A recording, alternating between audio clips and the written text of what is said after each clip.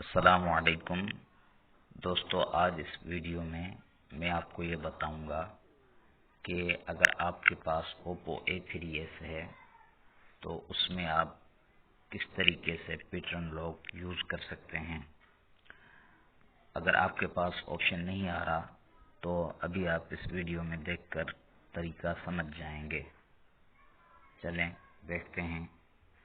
सबसे पहले सेटिंग में जाना है, फेस एंड पासकोड लॉक में जाएं और फिर लॉक स्क्रीन पासकोड जो आपने पहले से कोड लगाया हुआ है ये लगाएं कोड, और इसको जो है ऑफ कर दें जो आपने पहले से लगाया हुआ है। ऑफ कर दिया। अब इसको दोबारा ऑन करें तो अब ये देखें, ये जो ऑप्शन आ रहा है अदर का जो ऑप्शन आ रहा है अदर मेथड्स का, तो इस पे जो है ना आप क्लिक करें और इसमें ये ऑप्शन आपको मिलेगा सबसे ऊपर पैटर्न कोड।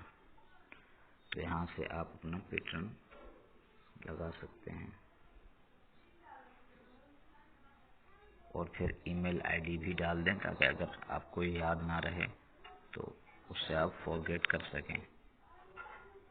ठीक है दोस्तों, ओके।